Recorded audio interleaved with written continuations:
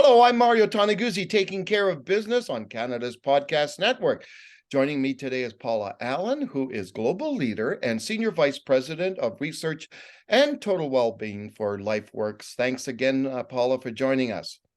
Always a pleasure. All right. Well, I want to discuss with you a recent report by LifeWorks, looking at people with disabilities. And I want to get this straight. I'm looking at my notes here, but one of the key findings is workers with disabilities were nearly twice as likely to say that their organizations do not value diversity and inclusion. Seems to me that's surprising, but I don't know, maybe you could talk about that result and what you thought that says about the workforce these days. Well, I'll break it down in a couple of steps. I think the first thing is to understand that diversity, equity, inclusion, and that feeling of belonging is very aligned to workplace mental health. Like when you're in an environment that is representative, when you're in an environment when you feel included and a sense of belonging, that is very supportive to people's mental health. And one of the things that we did find is that individuals who felt that their organizations really invested in diversity, equity, inclusion, and belonging, their mental health was better than others, regardless of what their background is. So it's really showing itself as an important piece.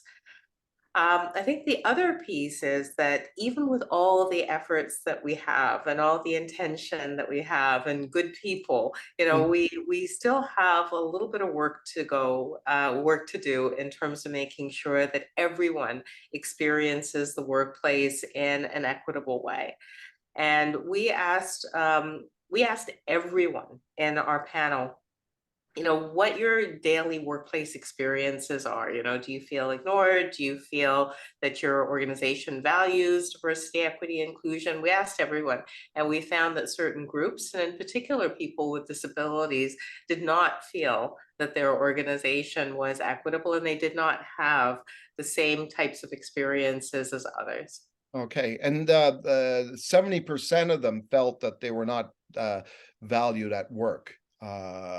Again, what is the impact when you have that? Obviously, that has a mental health impact on those people, as you said. But what is the overall impact on the workplace and on those companies that are, I guess, failing in this regard? Well, those workplaces don't get the best out of their people. So, a lot of organizations look at accommodating people with disabilities as an obligation. You make sure that people are able to work, but the work experience is also important. And when people don't feel valued, when they feel that they're being treated differently, some of our questions included, just being interrupted more than others. That takes up a lot of emotional energy just to sort of, deal with that. And when you have people dealing with that sense of, am I safe? Am I valued?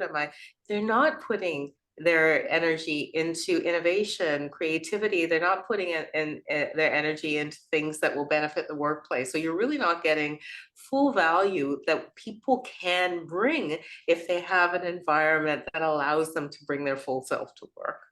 Now, the other aspect of it is, I guess, the public persona of these companies, right?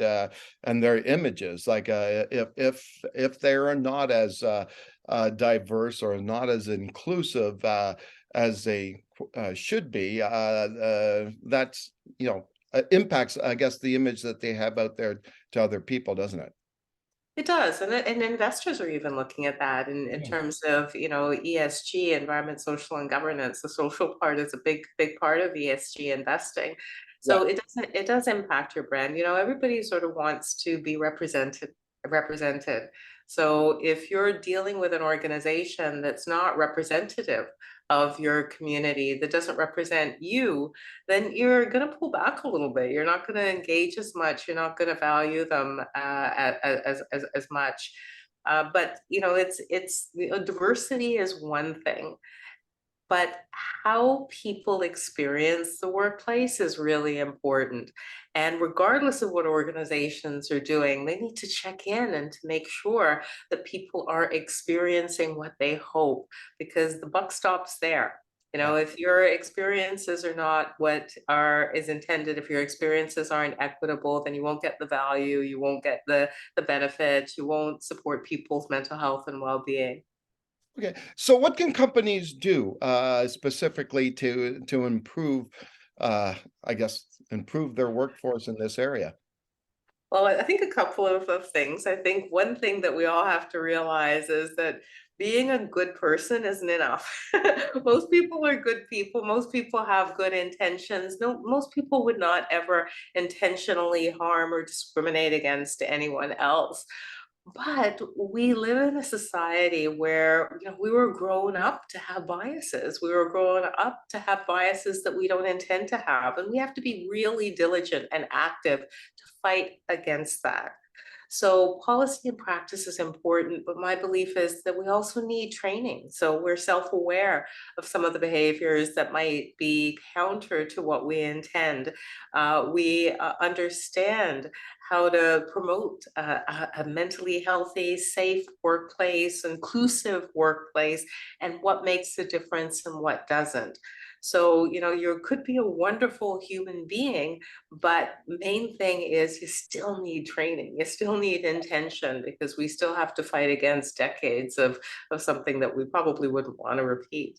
Yeah, exactly. And Paula, anything else you noted from that report and that survey? No, but the only thing that I would say is I would reinforce the fact that the overlap between mentally healthy workplaces and workplaces that are diverse, equitable, inclusive, and give people a sense of belonging is massive. You know, you if you have that diversity and inclusiveness, you're well on your way to having a mentally healthy workplace. And counter to that, you're not going to have a mentally healthy workplace for anyone, regardless of their background, if you don't have that as a focus. All right, wonderful. Thanks, Paula, for joining us today. Always a pleasure, Mario. All right, that was Paula Allen, who is Global Leader and Senior Vice President of Research and Total Wellbeing for LifeWorks. I'm Mario Toneguzzi, taking care of business on Canada's Podcast Network. Thanks for joining us today.